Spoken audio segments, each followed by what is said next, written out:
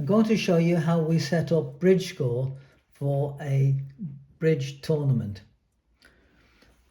To help us, there are two manuals kept with the computers in the aluminium case.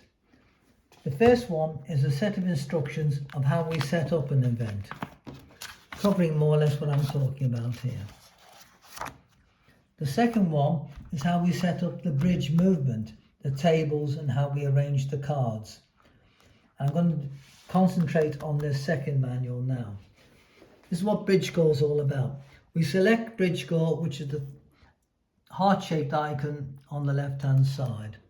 Start BridgeScore and press the heart shape here.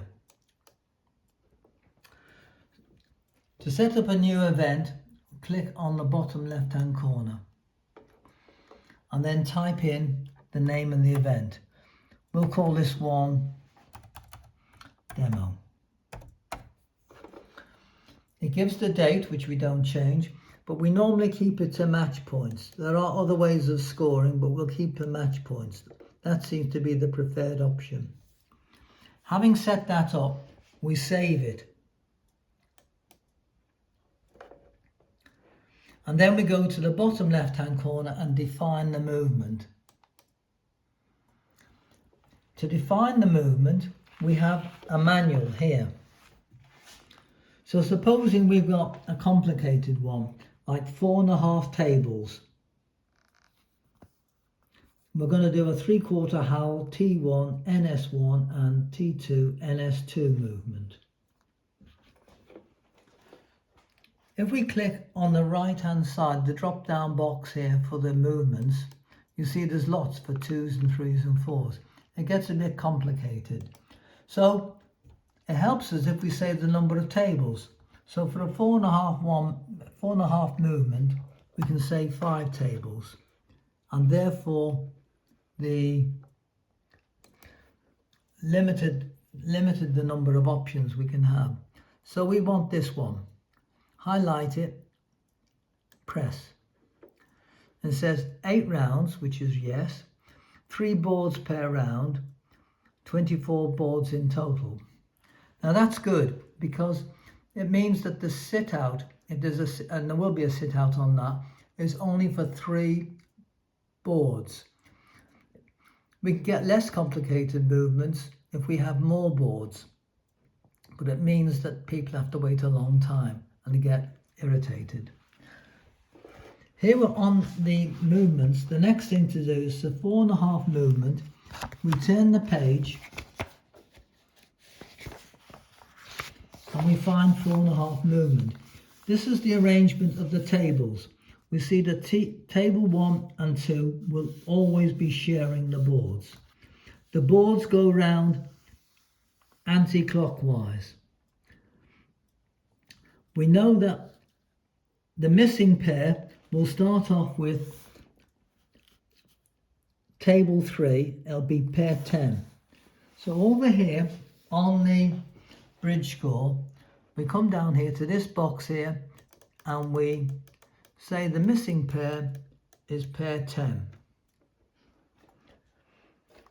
That's it set up there. So we save that. Move that slightly over the way and then we exit. And that says, do you want to start the wireless scoring? We say yes. And over here is the app, which is the wireless control panel. And that allows us to talk to the router. It also keeps a running list of the boards which are in play. And that drops down as people play those boards. As we can see on table 3, there's a sit out. Because people like to see how they're doing, comparing, we take this option here, the on button. So we click that radio button there, and that tells us that we're going to be enabling people to see the running scores. That's all that needs to be done here. When the movement is finished, and all the BridgePal tablets are in, we can go and look at the results. To do that, we have to switch off the wireless scoring. So let's see what happens here. We press on here and it says wireless scoring will be stopped. And as you see, there's been no scoring so far. I'll come out of this and exit. Stop the wireless scoring? Yes. So the wireless scoring is now finished. If I look at a previous movement, let's go down here and open that previous event. It asks us if we want to see the wireless control panel. We say no. Then we go into the results and we see the results. And we want to upload them if it's convenient, if we have a connection from our router to the internet. We want to upload them to BridgeWebs. We can take either of these last two options, it doesn't make any difference. And it tells us we're ready to upload them to BridgeWebs. Again, this is only if we have an internet connection. We say yes. And asks us if we've got a defined list of all the cards within the boards.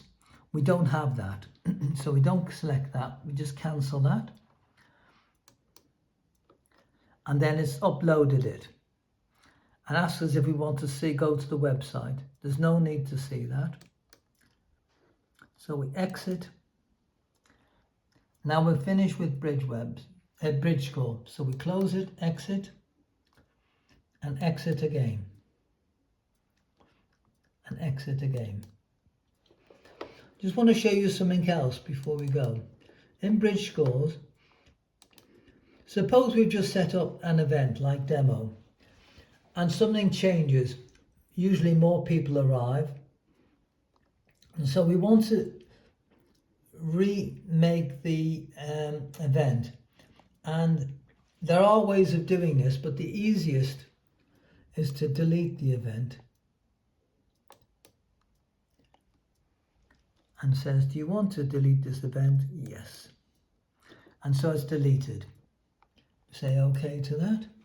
Now that event is deleted and we can set it up again. So that's an easy way of if anything's changed. So we exit here and exit again. And then we close down the computer.